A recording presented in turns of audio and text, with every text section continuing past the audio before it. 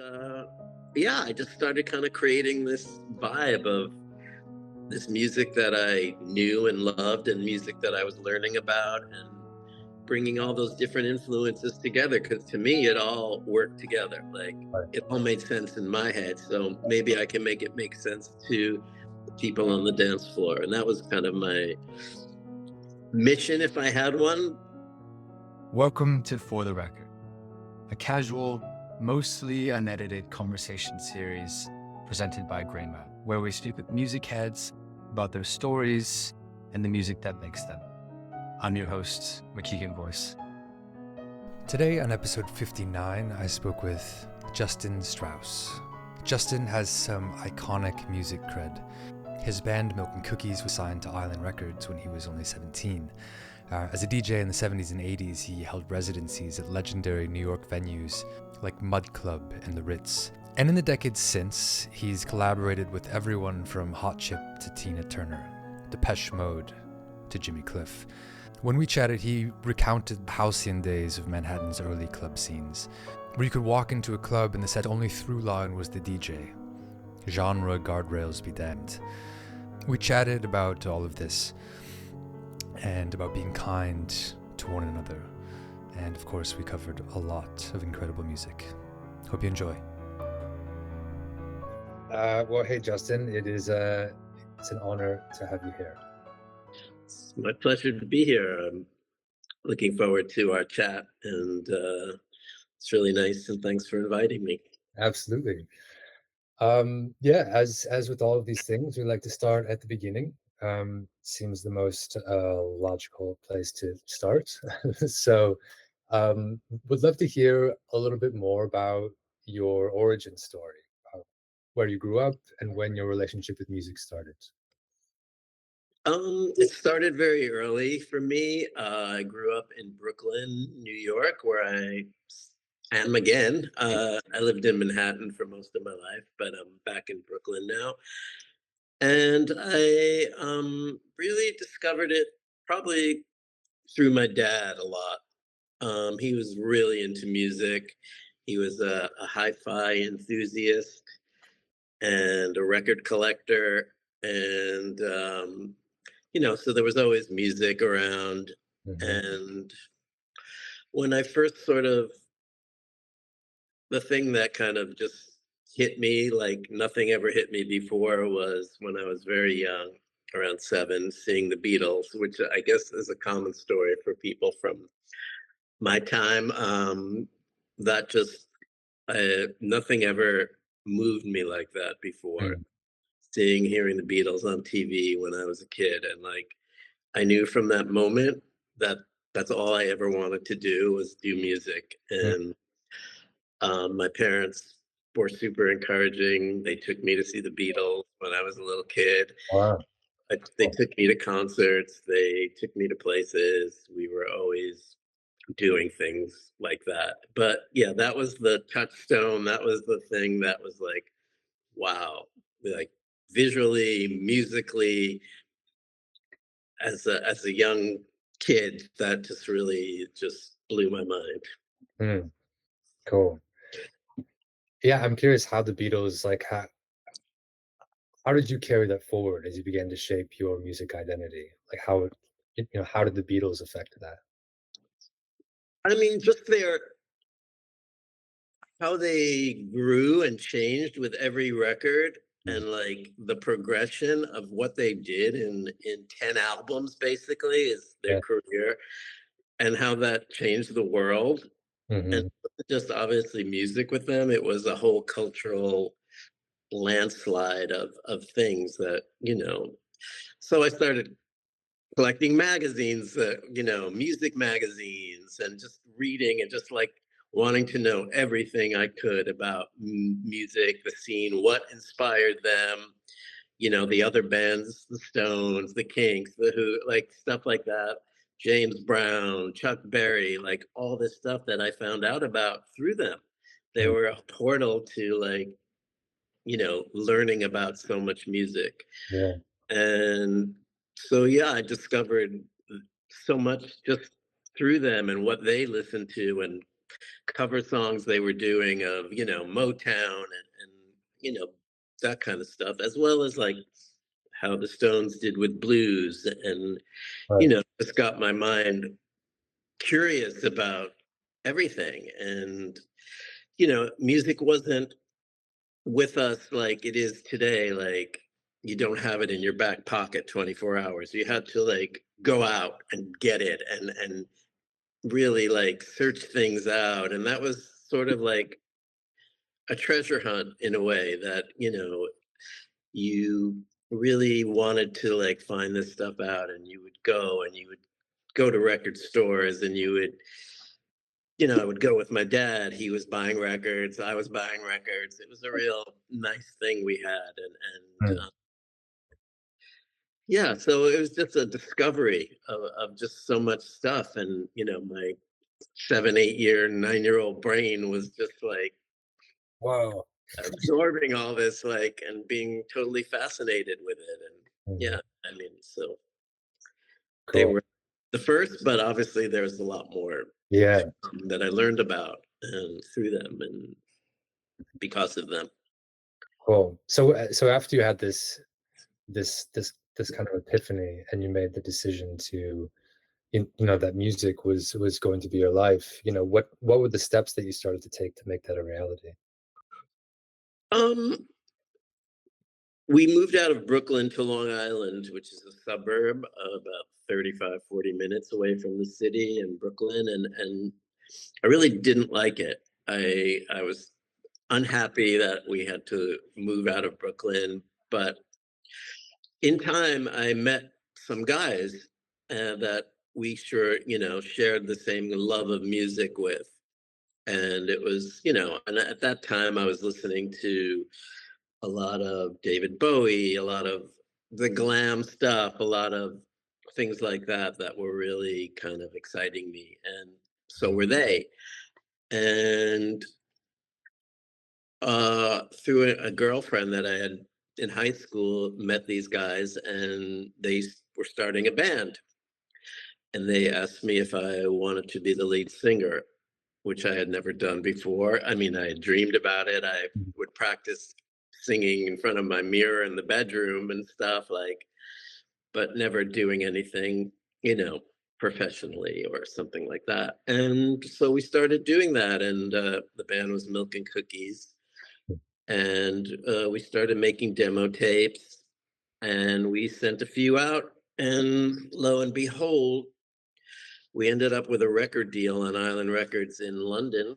And I was 17 and still in high school, and got shipped off to London to make an album with this band. So that was a very life-changing experience, obviously. And that was like my first professional music thing, Yeah. which was a pretty big thing. Yeah. Um, because at that time Island Records had Roxy Music, Sparks, all these and Hmm. well as all the reggae stuff they were doing, and Robert Palmer. I mean, it was endless. It was like a dream, literally a dream come true. And we had sent our demo to Sparks managers because we love Sparks, and they loved it, and they came down with the head of Island Records to my parents' basement in Long Island, and we got signed on the spot. And 2 months later, we were in London, where I had never been, but was always my dream because of all the music that influenced me from there to go there. And yeah, that was a life changing experience Yeah. in many ways. Wow. Yeah, I guess, what are the doors, when you reflect on it, what are the doors that experience opened for you? Well, just going to Europe was, you know, an eye opener, just seeing different way of things, a different life, just meeting your heroes, just being around that environment, just making a record in a studio. I mean, this was all like a lot to take in. Yeah. Um, but I was like, okay, we're on. This is happening. Mhm. But I mean, a lot of these things and a lot of stuff that happens at the time, you're not fully, you're enjoying it, you're experiencing it, but it's not till later that you realize the gravity of what just happened. Mhm. And so yeah, I mean, I was just, on cloud nine. It was just like going record shopping in London, finding all these records that I, never saw in the States, like watching Top of the Pops, getting the music papers every week, when they came out.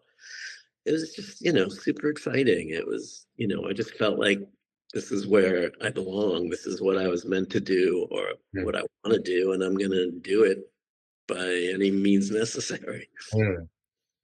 Yeah, no, that's amazing. I mean, really affirming, like, to have that moment of validation, uh, That someone is taking something, seriously that you created. Yeah. worked on. Yeah. So, like all good thing, like some, after a while that the whole thing became sort of a mess and just like the label didn't really release a single, and then the single didn't do as well as they thought, and they didn't know what to do. This is at a time before like the New York punk scene or any punk scene. Punk didn't exist then.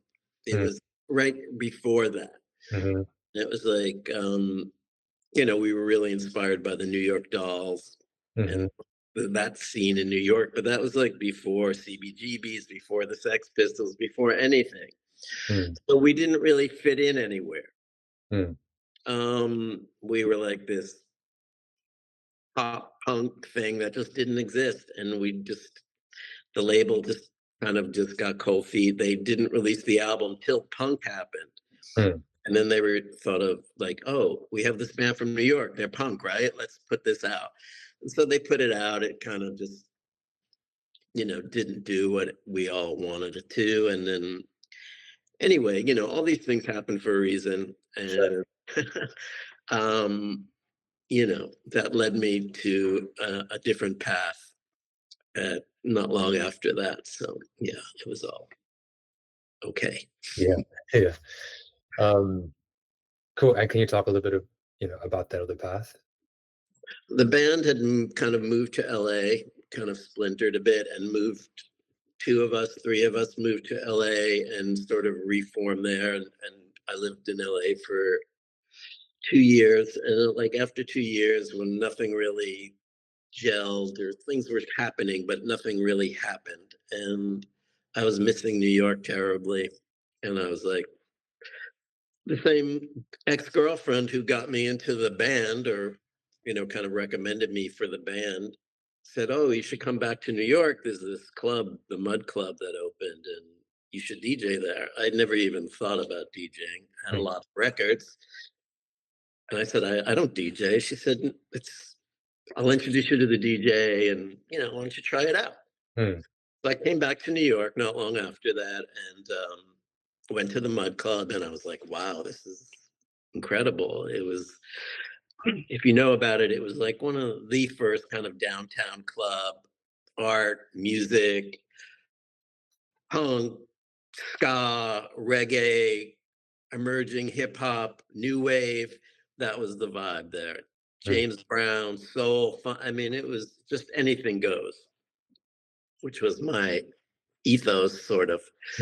Um, and yeah, one night the DJ said, "You want to come play?" And I did, and I was shaking like a leaf. I'd never done this in public or anywhere. I didn't have like a DJ set up. I wasn't my dad had equipment, so I did have familiarity with turntables and things, and I had a turntable, but um yeah, so I did it, and the next thing I know is the owner asked me if I want to have a residency there on Thursday nights, and so now I was a DJ, and I'm playing at the Mud Club, the hottest club in New York, and so Wow. that's how that started. it was not like something I planned on or like even was like I want to be a DJ. Till that day, I didn't know that that was something that I could do. Yeah. So it was very organic, and it was again a different time where there weren't a lot of DJs. It wasn't like everyone wanted to be a DJ. It was like no one wanted to be a DJ. Hmm. You know, you had to have the records. You had to have, you know, it's a different thing. Right. So yeah, that was amazing. Yeah. Yeah. How did that feel compared to, yeah, I mean, in that moment, how did it feel when, like, you still, had this passion for music, this clarity that music would be your life path, but you'd had this sort of, tumultuous ride with being part of a band, and now entering this other, having this like other, I guess, entry point into the music space. How did it feel at that point? Did it feel like you were continuing, along your music path, or did it feel like you had discovered this new thing altogether? It was more of a continuation and a just a different way of expressing yourself. I Mm, mean, personally, I had had enough of the band for at that point. mhm, Being in a band is like being in any relationship with the emotional highs and lows that come with that. mhm, And I had kind of like I was exhausted from it. yeah, And because of the expectations were so high that the letdowns was very low. mhm, And like this was refreshing. It was just me. I can do this, express myself the way I felt like I want to musically. And so yeah, it was just the next thing, and I had gone to clubs. Me and my girlfriend, we sneak in, get into Studio 54. We, used to hang out at Max's Kansas City. We went to other places. So it was not something that was like alien to me. right, I loved it. And yeah, it was really exciting. It was something new, something I'd never done before. And yeah, it was quite, an exciting time in New York in 1980 when all this was happening with these amazing artists like Keith Haring and Jean Michel, and obviously what Andy Warhol was like a god to me, mm, and everything he brought. They were all around, and like we are all in this together, and this was really exciting, and it was a magical time in Manhattan, as is written about, movies made about, books written about. It's that. But like I said, we didn't know that. yeah, It's only like now or years later that you look at that and you see, oh my goodness, this all happened at this time, and it was a very small group of people like doing all this stuff. A couple hundred people involved in the scene, and like it just was really kind of special. And yeah, I feel so lucky to have been around that, yeah, yeah, energy. But yeah, yeah, yeah. No, absolutely. And yeah, I mean, yeah, you kind of need the historical context in order to reflect on, like, the entirety of a moment like that. yeah, and I met so many people, that are still the ones that are still here are still part of my life, and then I went to the Paradise Garage, and that sort of like changed my whole outlook on DJing, and like because I was just like the Mud Club was very like primitive. It wasn't like I didn't even know what beat matching was at that time. It was just like playing records for your friends in your living room or something. Right, The right. DJ booth with these two janky turntables and like a Radio Shack mixer, piece of junk at the end of the bar, but it was incredible. Like Mhm, nobody cared, and you went from one genre to another. It wasn't. It was a different thing, and then I went to the Paradise Garage. I was like, oh my god, this is what this is all about. mm, The way I heard Larry mix records, the way I heard him connect to the crowd, the trip he took them on, from the beginning to the end of the night. It was really powerful. And I was like, oh my God. And I'd met Francois Kevorkian, who took me up to meet Larry, and we became good friends. And Francois also was a very important person, innovator. And when I first heard him DJ, what he was doing. And so, yeah, this whole DJ thing was new to me, but I was like eager to find out like more about it, and learn, like I learned from the Beatles about other things. Like I heard records the first time I walked into the Paradise Garage. I heard records I'd never heard before, didn't know existed. Hmm.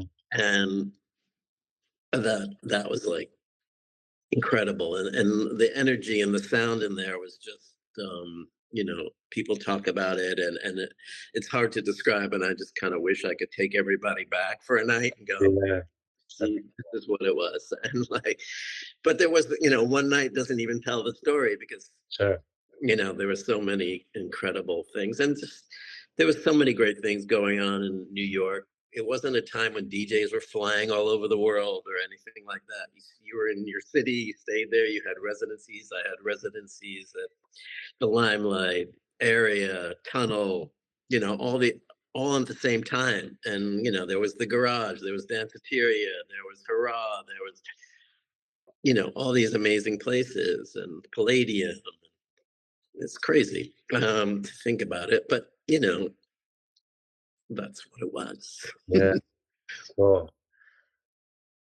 I'm curious, throughout this time, as were transitioning from just playing at the Mud Club to all these other clubs, and you were learning and being exposed to new music and new techniques constantly.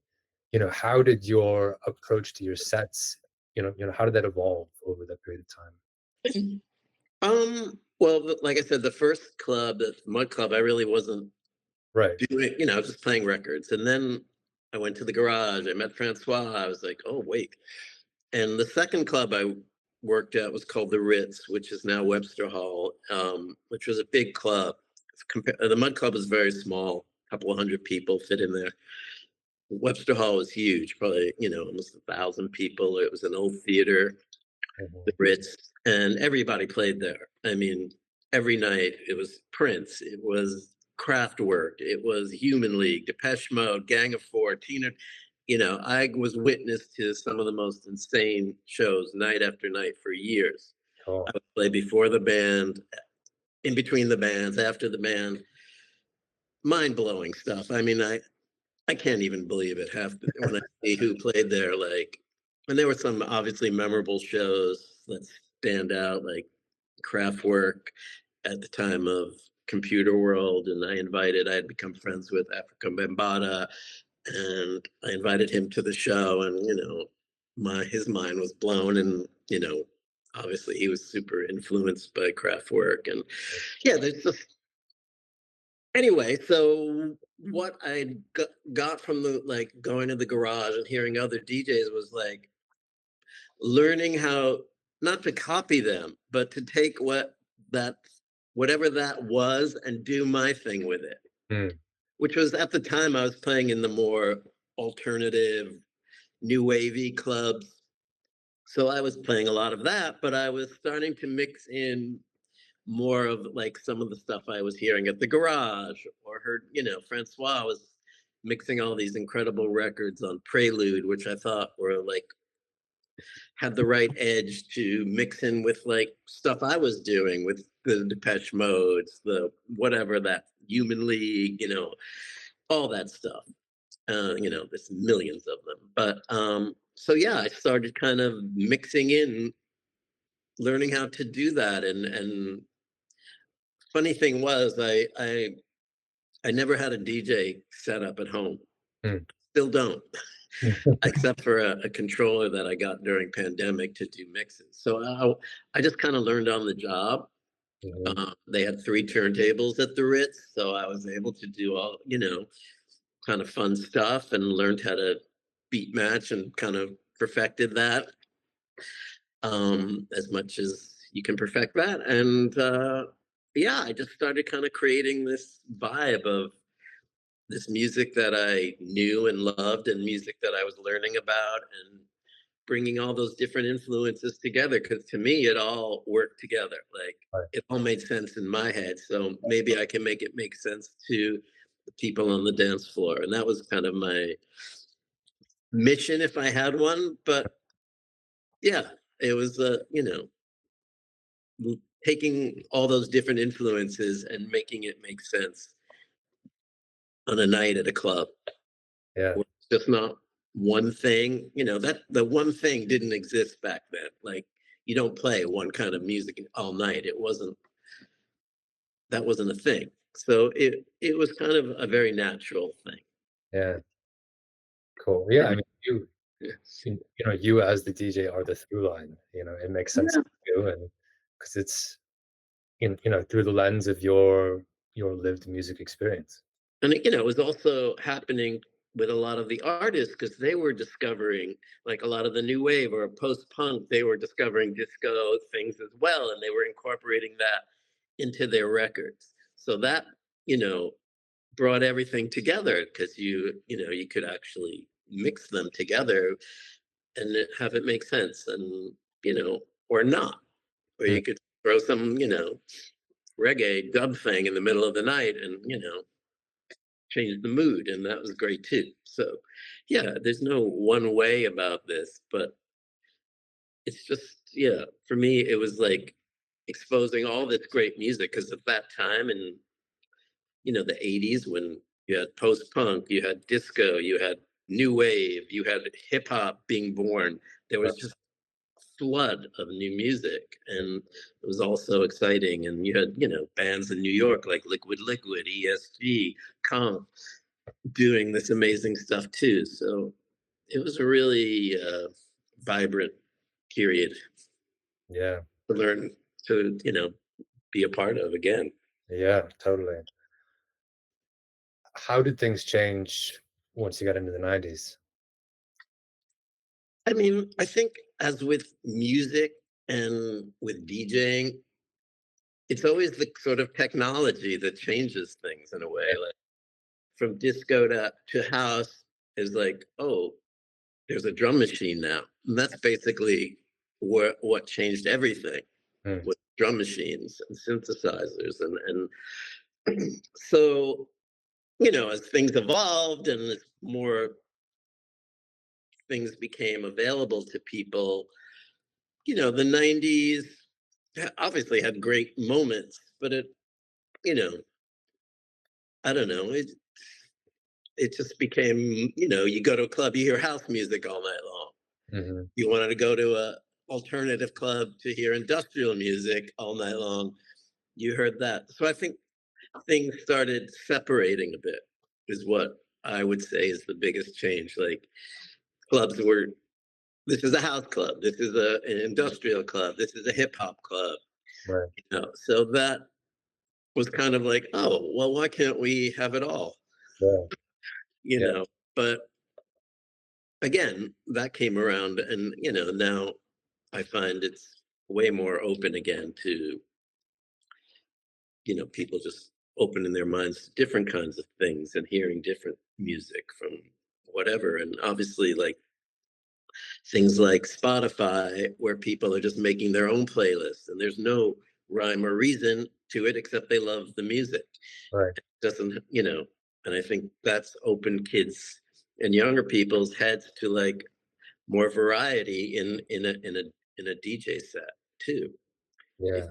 you know, Do you there, think do you think that reversion back to less of a segmented, like, this is house night, this is a house club, to more openness, do you think that coincided with, like, the streaming era? it certainly helped it. I think there's never just one thing. Sure. It's kind of like there's a lot of things, and obviously that's one of them. And yeah, I think it's also coming from the DJs who are like, want to do that and not just, and it's fine. If you want to go to a club that just plays techno all night, that's great. Hmm. Plenty of places to do that. And, I play a panorama bar, I play all over the place. And I just do what I do. And I think that if a club is hiring you, they should know what you're doing and they hire you because they want you to do that. Right. So there's that. Um, I don't, you know, I think just there's too much good music out there and from all walks of life and why not, you know, find a way to make that work. Yeah. That's how I approach it. Yeah. No, I love that. And that seems like a great segue into part two, where I ask you some questions about your music discovery and music listening. Um, and my first question is how you discover music today, and if you could answer that question through some of your favorite curators, outlets, platforms that you use, and I'd also be curious if you reflected on, um, because you made a note to back, when you first started to walk into some of these clubs in New York, like Paradise Garage, and you were hearing these things that you'd never heard before. And I was reflecting on that, obviously the technology didn't you didn't have like Shazam, the technology did not exist to instantly know what was playing. And as you answer this question, I'd be curious if you could reflect a little bit on that, like how that affected your connection with music. You didn't have a means of knowing what it was and capturing it versus today. Yeah, um that's a part of the discovery of like that is kind of like the treasure hunt that I was mentioning earlier is like if I heard a song in a club and I was like I needed to know what it was and I would find a way. I mean, I luckily got friends with Larry, so I'd go up to the booth and I'd ask him and I wouldn't, Mm, like, what is this? mm, And like, you know, I was, not everyone can do that, but like, I think that like people would, there was a record store in New York that was called Vinyl Mania, which was like the place that kind of like sold, was very connected to the Paradise Garage. So people would go in there, what was this record that Larry played? Goes, blah, blah, blah, blah, blah, blah. mm, And they were, oh, that's not out yet. That's something Larry's like, working on or yeah. whatever. I think that when you're obsessed, and I am a very obsessive person when it comes to the things that I love, be it music, books, magazines. Like I need to find it. If it's out there, I'm like, I collect stuff, and I'm like, I was also, I love to collect records, so I just, by any, find a way to find out what it was, and sometimes you can't. But, and then one day you'll be somewhere and you'll hear it again. And you're like, God damn, that's the record I heard. So, you may not find it right away like you can today, Mhm. but it's a more of a process. It was more of a process. So yeah, I mean, obviously I was friends with a lot of DJs, a lot of producers. I started remixing and getting into production, which was a whole other thing for me. And so yeah, it's kind of a network. That's how you discover stuff.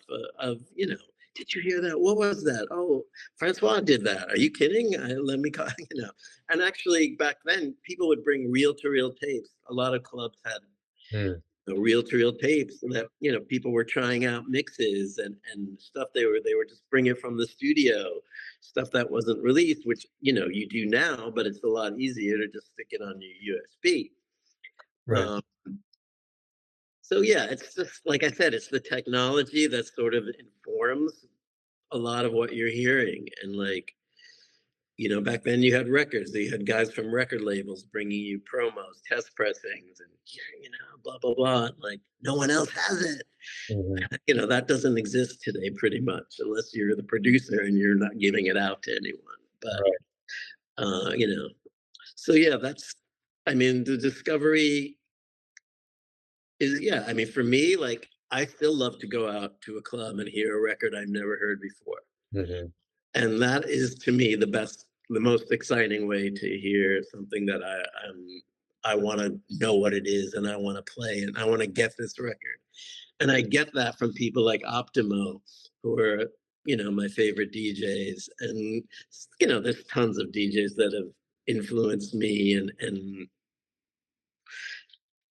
I don't know, I don't want to leave anyone out, but they always stand out in my mind as when I first heard them, I'm like, oh, we're going to be good friends one day, Mm. because we're on the, I just, because that's what I come from. Anything goes, like mixing, like, whatever into whatever. They're masters at it, and we did become good friends, and we do play together sometimes, and it's really fun. And I just love the whole ethos of what they do, and where it goes in a night, and it's really exciting. So for me, that's the best way. There's obviously other ways. I have a lot of friends, like I said, who are producers, and we send each other music.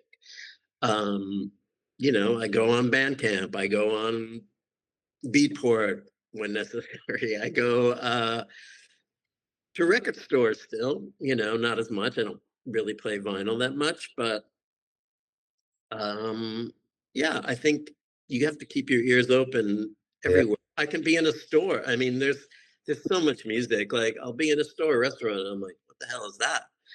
Yeah, out comes the phone. Yeah. Shazam! Wow, I don't think there's one place to learn about music. I mean, with all that, there's always new stuff being discovered, and you can hear it anywhere. There's a DJ, on the corner. DJs are, ubiquitous now. They're everywhere, and playlists, and every store, cafe, anywhere, a drugstore has music, and like, so you can if you keep your ears open, you never know, and that's the fun of it. Yeah. No, I love For that. me, I'm still excited about music, and Mm. still like excited when I hear something I've never heard before, and it just like blows me away. But I go out a lot, and I think that's important. And it's important to support the scene and be there and be present. And, you want people to come out to your sets, Yeah. but you stay home on the couch on your night off. And it's like, sometimes it's hard. You don't want to go out, Yeah. whatever. You want to hang out, you want to watch a movie, or something, and you can. And then, it's like, I don't want to go out, but it's like you kind of make an effort. And Yeah. I think Or because music is so is everywhere now, and it's become sort of, I don't know, it's disposable in a way that it used to not be, because of technology. And that's a little sad, but yeah. it's I think if you're obsessed with music, you can find so many ways to find it. Yeah. Yeah, I agree. I think that's a good approach. I mean, especially in Brooklyn, keep your ears open. You're gonna find things all the Oh time. my God, yeah. I mean, there's so many clubs. I mean, I'm playing, I play all the time in New York, like pretty much every weekend when I'm not traveling, which, Mm. is great. There's so many great clubs here, and it's really exciting again. And like, I'm finding, I go out, I'm hearing stuff I've never heard. It could be old, it could be new. It's like, it's great. Yeah, I think it's a really exciting time again in clubs in New York, especially. Yeah. What are your favorite clubs in New York right now? Um, there's a club that opened about a year ago called Gabriella, which is really great. I don't know if I realized. Yeah, it's my friend Ellie Escobar. It's his club. He sort of put it together.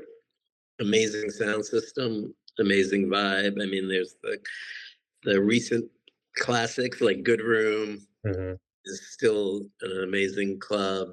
Yeah. Love Played it. there. Night Moves, which is a little club that James Murphy started, and it's Uh, small, really fun. I do monthly there. There's Public Records, great club. Nowadays, amazing club. yeah. So there's and there's ones opening every day and smaller ones, bigger ones, it's a really exciting time, I think, it's Yeah, really cool. good. I'm happy to hear it's thriving. I, I yeah, I do miss the Brooklyn scene.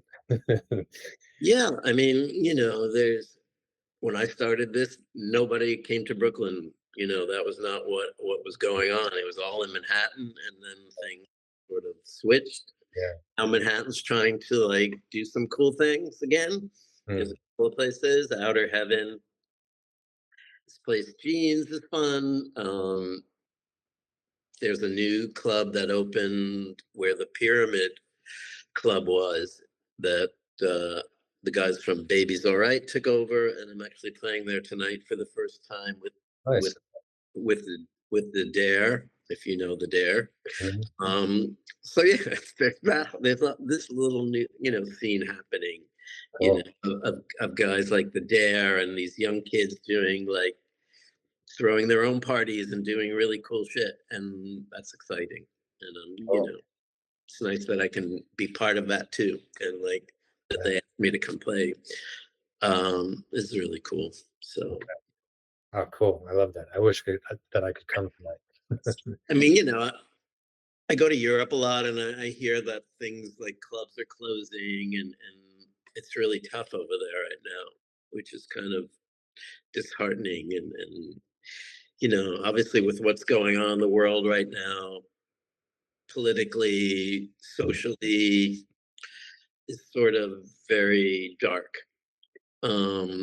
And that will inform things too, Yeah. as we will see. You know, I don't know if music will get brighter to keep our spirits up or darker or a combination of both or something like that. But music for me has always been the sanctuary, the place that I go to when things good or bad are happening. Mhm. And it's going to take a lot of music to get us through this one. It's gonna, yeah, it's Yeah. gonna be tough, and we're gonna need each other, and we're gonna need to support each other, and we're gonna need to find that community of like-minded people who are like, no, this is wrong. This is not how you treat people. This is not how I see my life and how I view the world, full of hate, full of, oh, you're this, you're that, so you're not, worthy of whatever. I'm That's not how I grew up. I grew up fighting for like whatever was wrong, whether it's women's rights, civil rights, all the rights, people that are now being taken away again or marginalized, or it's really sad. Like the mindset that half of this country thinks that's okay, and Mm. I'm not okay with that. And I don't know, in my whatever way I can to change that, I or change somebody's perspective or just find some relief from that oppression is important to me. Mm. I'm very, you know, I'm very sad right now, but I'm very angry as well. So hope the sadness can it's not going to make me just, roll over and go, yeah, fine, whatever. I don't think that's what we can do. We can't afford to do that. Yeah. We need to be as ruthless as they are, but for the right reasons and for goodness and for compassion for people, because this isn't the way it should be in my book. Yeah. No, I mean, yeah, I mean, in my book as well. And yeah, I mean, as you said, it's going to take a lot of music to get us through, and you're in a position that you can bring music to people's lives. And I think you'll have plenty of opportunities to share that gift with people who need it. Yeah. I mean, I'm, making a lot of music right now that, I have few projects. I have a solo thing I'm doing.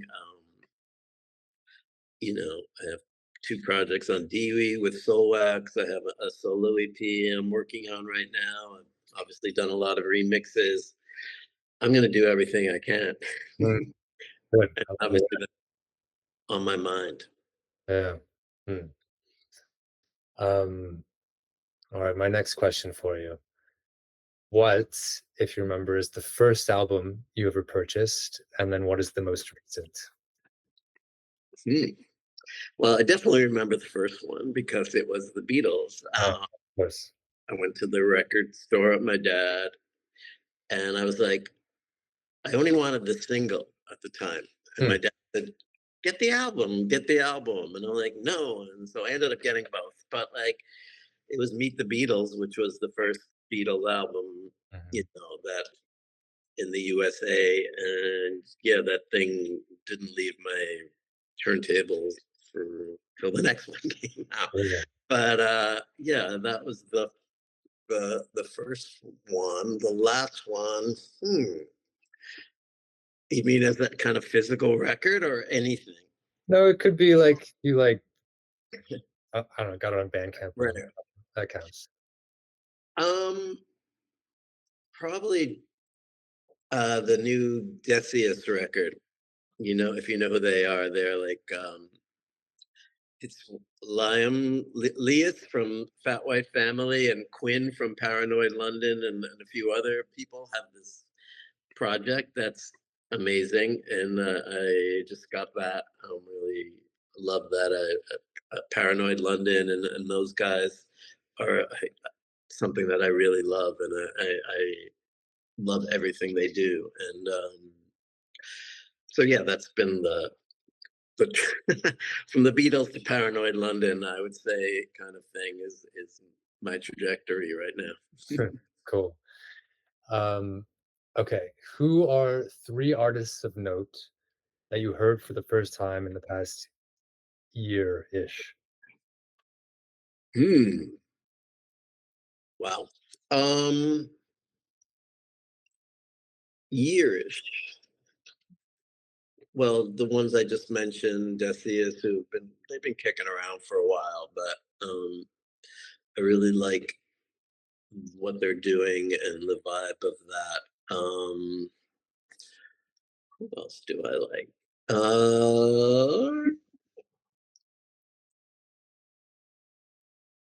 And these don't have to be new artists per se, Okay. new to you in the past year. Mhm. Um, I need to think about that for a second. Uh, it's just I hear so much music that I'm like trying to remember. Like that's always the hardest question for me, and I should have like thought about it beforehand. But new. Let's see. Um, I just heard this woman from I don't know from the Netherlands.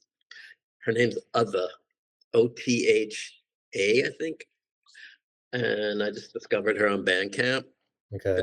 Doing some really cool things. I was like, wow, this is great. And I wrote her a little note. Cool. That's another. Who else do I like? I like some of what Charlie's doing, Charlie XCX. I Hmm. like obviously like everyone else or a lot of people in the world, kind of fell in love with the brat thing. There's some really great songs on there. Um, and did a remix of one that I really like called B2B. Um, there's probably some bands that I like. Let me think about who. Sleaford Mods, uh, who my girlfriend turned me on to. I really dig what they're doing, and I actually just worked on a remix with Joe from Hot Chip on a collaboration Hot Chip did with Sleaford Mods. So and I went to see them a few times, and they were really great. Those are a couple. There's Cool. probably more. And if Oh, that's great. I only asked for three. You gave me four. All right, now here's the big question. Um, you're going to a deserted island. You get to bring Please take me there. you only get to bring 3 records though. Oh, hell. What are they?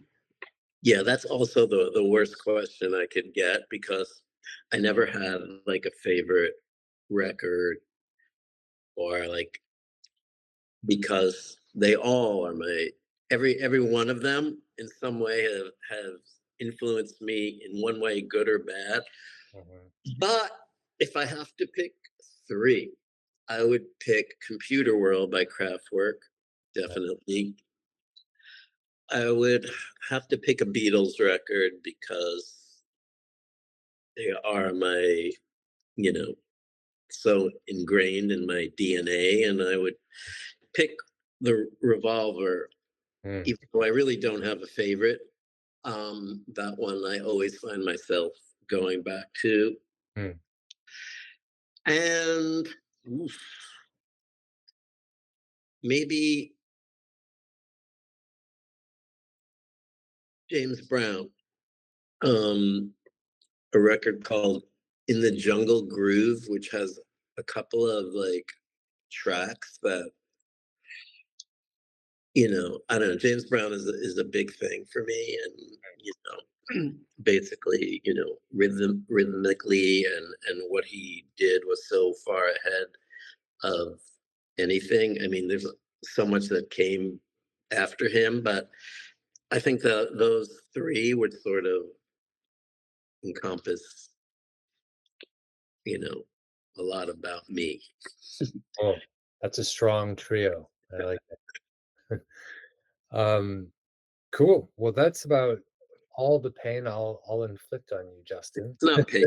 I'm happy to talk about any.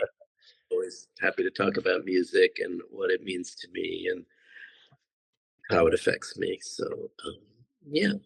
Good. I love hearing about it. Um, for people who are listening and want, to check out your projects, your music, anything else that you're doing, where is a good place for them to follow along?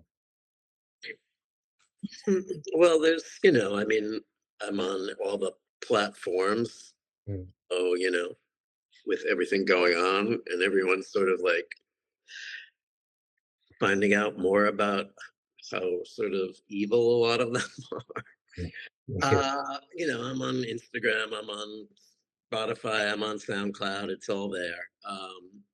We can put those on whatever the interview or however you do it. But yeah, I mean, I've worked on a ton of music. I have a ton of, like I said, I have 2 projects on Dewey. One's called Each Other, one's called Mhm. Extra Credit, which is me, Joe from Hot Chip, and Marcus Marr.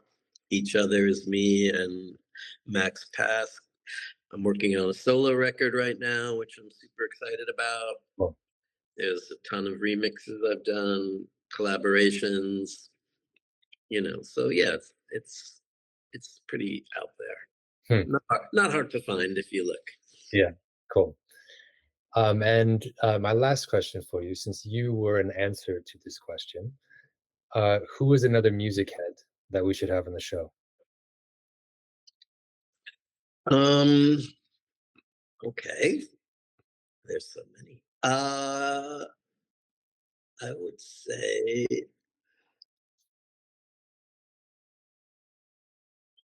Prince Language, if you know who he is. He's a local, yeah, a local DJ, producer. I mean, he's been involved in a lot of stuff, a lot of parties.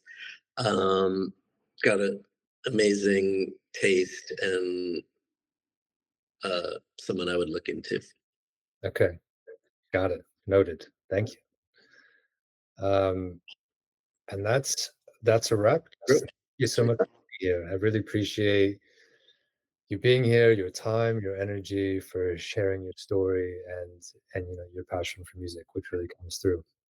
Thank you. It was a pleasure, and hope to see you again in the real world. Yeah, absolutely. I will come back to New York and I'll see. I mean, hopefully you'll be Yeah, just playing at a drop me a line. cool. And likewise, if you come to London. I will. Cool. I'll hopefully be there soon. Okay. All right. Look forward to it. Okay. All right, man. You too. Thanks everyone for being here. That is a wrap on another episode of For the Record, a conversation series with all manner of music heads about their stories and the music that makes them. It's a production of Grey Matter and the new Crate Coalition experiment in building connected listening graphs. We stamp every music mention that you heard here, from the names of musicians to DJs to journalists to venue owners. And in the background, we're mapping these names to form those yet unseen connective threads between.